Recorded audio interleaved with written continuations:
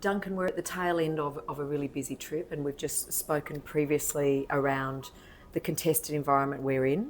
We are a really broad business group, as we've said, and universities are at the table.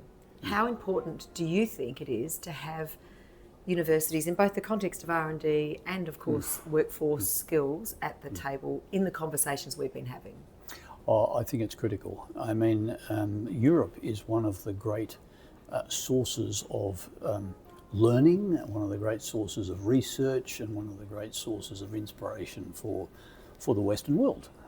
So it's not unreasonable that we would be here not only talking about business, but talking about the extent to which our university sector can mesh and engage and leverage learning, leverage research, leverage innovation.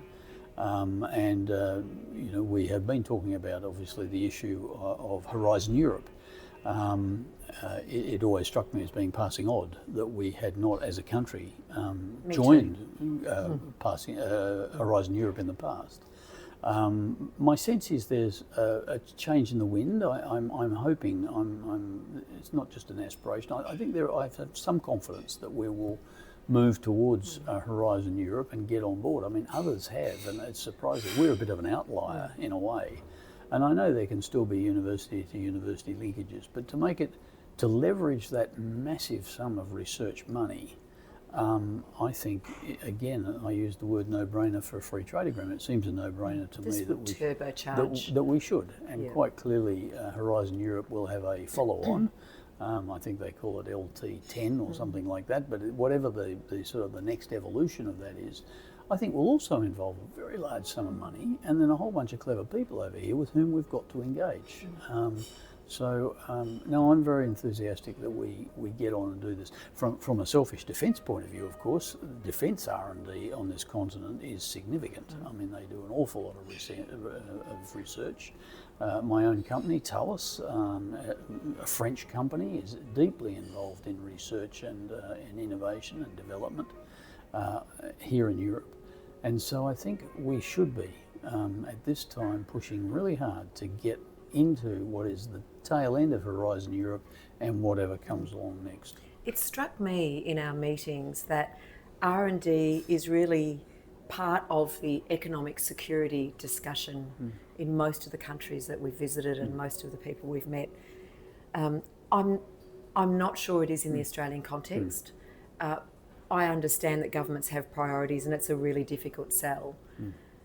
Do you think that it is part of the narrative in the way that it should be? And what more do you think we as an organisation, as the EABC, need to do back home? Because it's not just about what we do here in Europe, it's about the messages we take back home.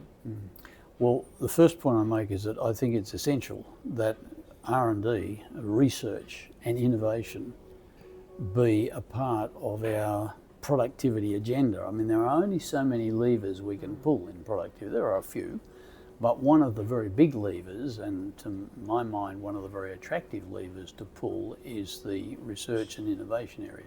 This is how we get startups. This is how we get small companies to suddenly loom onto the stage and do well and perform at a very high level to support our economic development and our productivity. So to me, the two things are inextricably linked. I mean, one needs to be careful, you know, there's not a bottomless pit of money around this stuff, but nevertheless, it is worth any government's investment, in my view, in research and innovation in order to improve productivity. And as you know, we have a big problem with productivity right now in Australia. That's the thing. That's the dial we've got to shift.